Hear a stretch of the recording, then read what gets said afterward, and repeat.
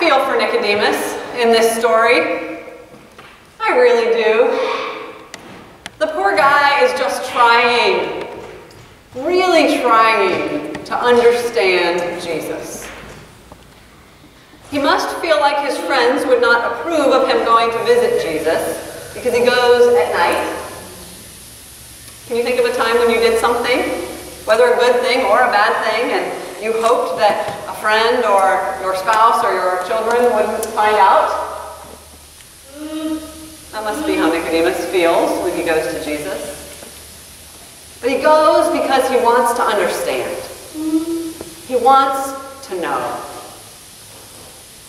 And that's what Nicodemus starts with. He starts with what he knows.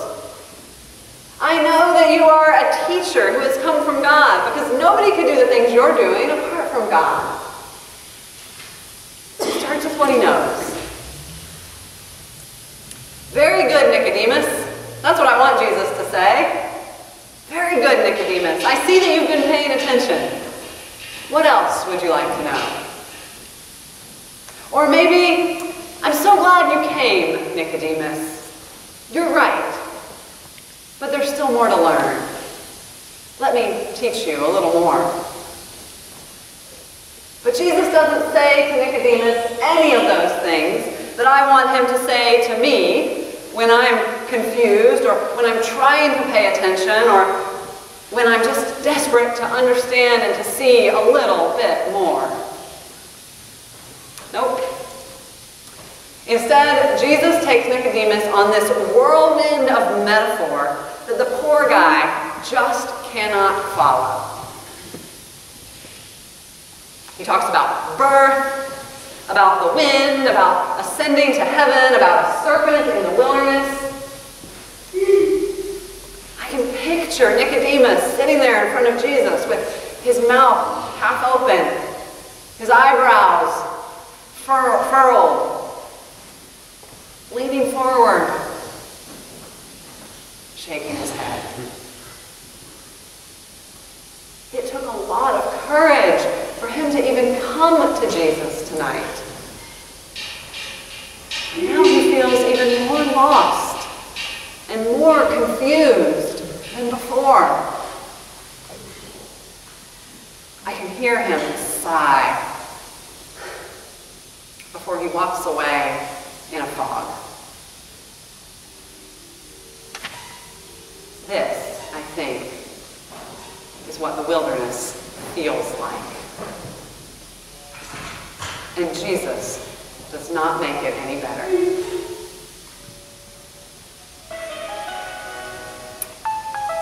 One of our texts last week was the story of Adam and Eve being exiled from the Garden of Eden after the first sin.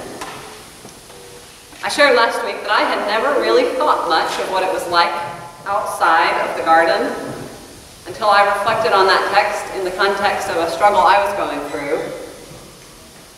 I suspect that the first man and the first woman had never really thought much about life outside their idyllic home either.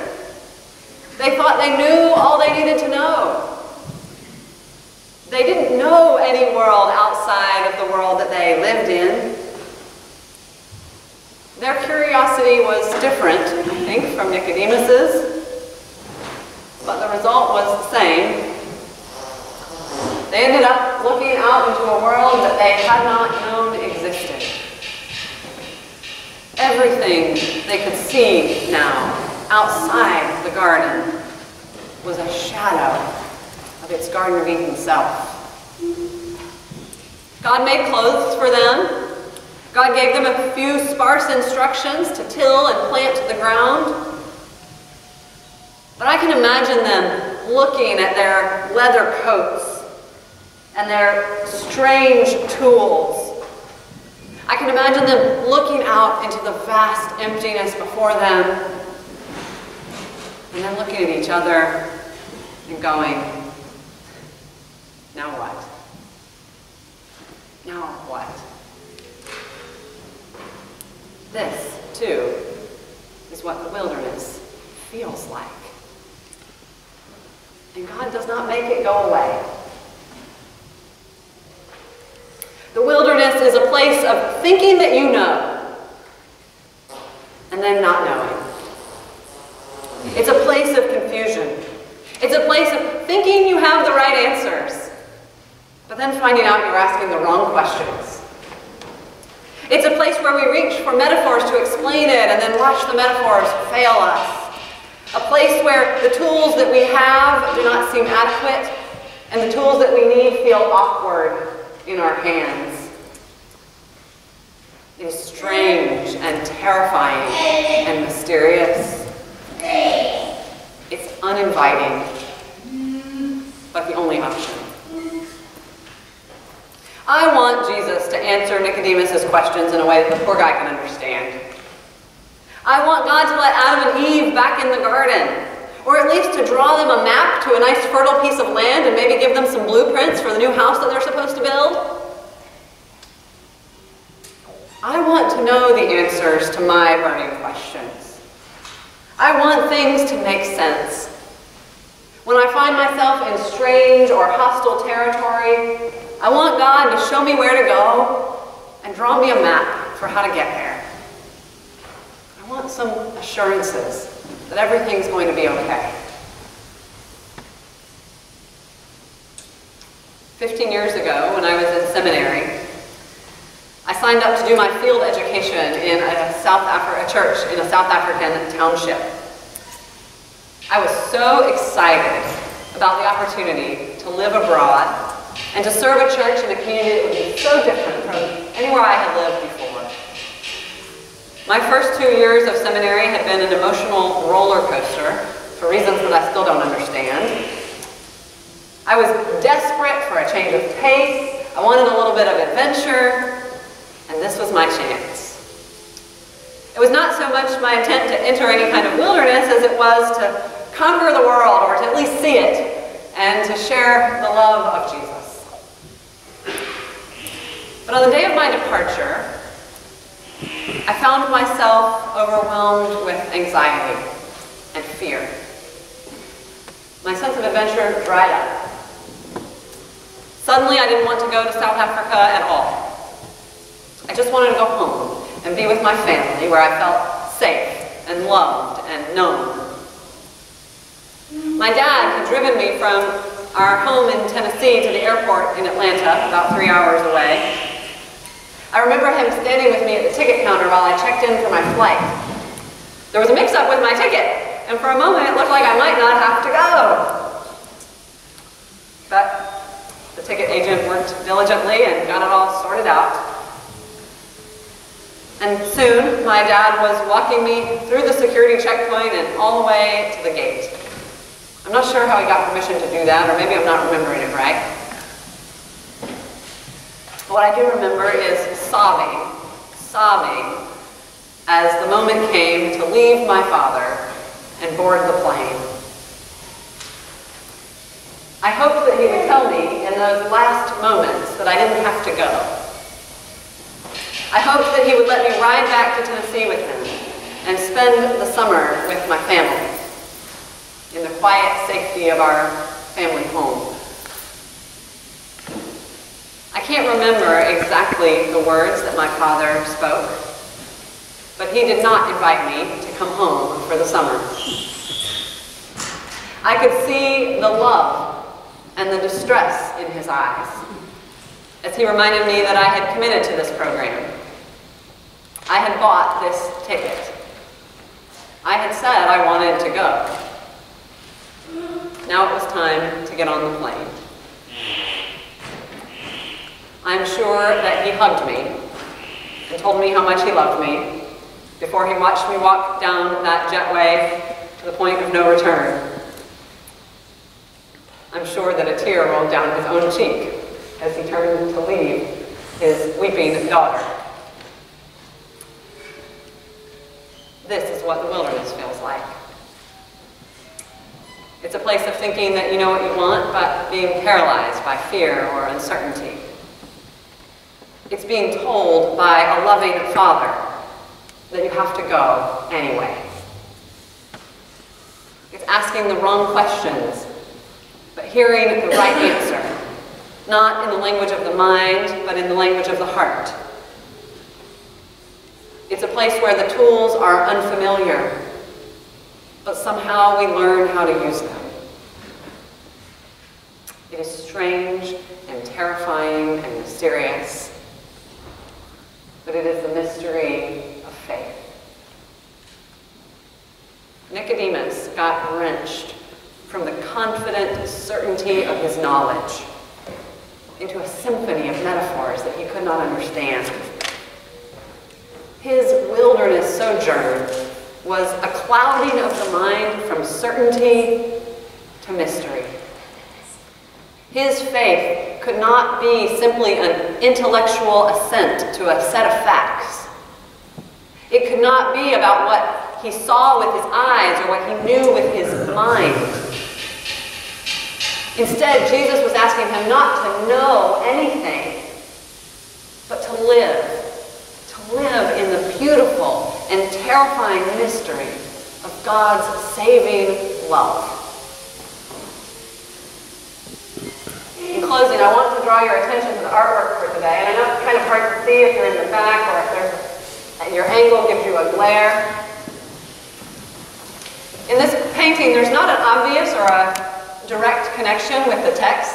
It's not a picture of Nicodemus and Jesus sitting and talking together. Instead, what we have is a dancer.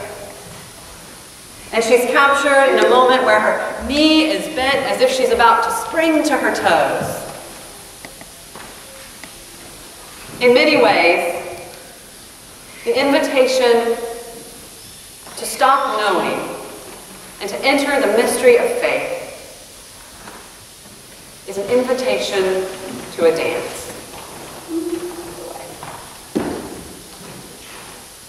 Oh, did you guys get to see it?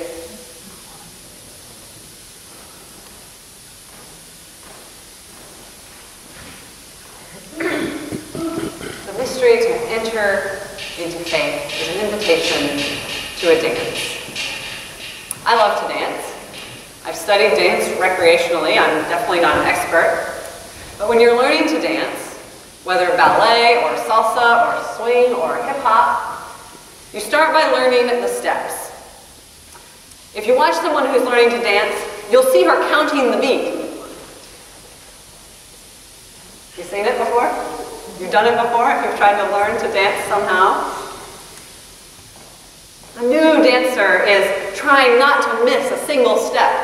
Her mind is working furiously to remember what comes next.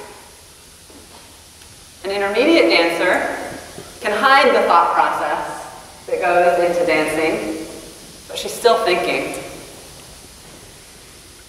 Sometimes, though, there's a change. It doesn't happen every time, not even for the experienced dancer, and sometimes it happens whether you're experienced or not. Sometimes the counting and the steps and the knowledge of who's watching, sometimes all of that falls away. Sometimes you are just lost in the dance. Sometimes it's just you and your partner and the music in a perfect harmony that transcends any rehearsed choreography. It's not so much a knowing what step comes next, as it is a surrender to the music and a surrender to your partner in the dance.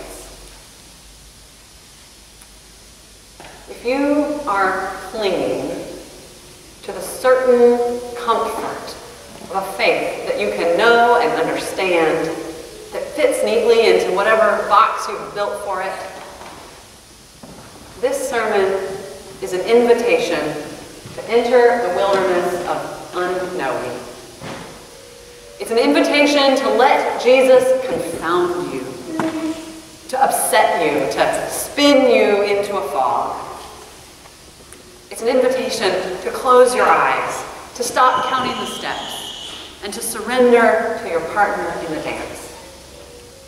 Maybe we can call her the Holy Spirit. And if you're already on the edge of a perilous wilderness, if you're looking longingly at the garden you once knew or the comfortable home that you wish you could go back to, This sermon is a word of encouragement. There is no going back. We ate that fruit. We bought that ticket. The only way out is through, and there is no back. But there is a loving Father who will walk us to the gate, tighten the cords on our jackets, and hold us in a deep embrace before sending us on our way. The mystery of faith, dear friends, is not what we think we know or what we say we believe. It is a surrender to the ineffable mystery of God. God who so loves us, who so loves the world, that he sent his only Son for our salvation and for the salvation of the universe. May you enter the wilderness this Lent. May you enter the dance. Amen.